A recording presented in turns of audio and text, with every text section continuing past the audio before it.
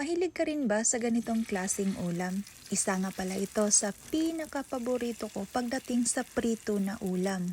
Ito nga pala ay tofu patty with carrot. Tapos tinimplahan ko lang yan ng mushroom powder, turmeric powder, konting asin, at nilagyan ng onion at garlic. Hindi ko na pala pinakita ang video ng step by step sa paggawa nito dahil meron na po akong nagawang full video para dito sa ating tofu patty with carrot.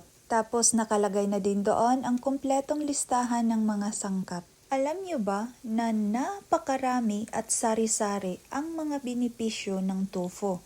Mataas sa protina at fat, ngunit mababa sa carbs. Madalas na pinipili ng mga vegetarian at vegan ang tofu. At kung recipe lang ang pag-uusapan ng tofu, nako, ang daming ideas recipe ng tofu. Tulad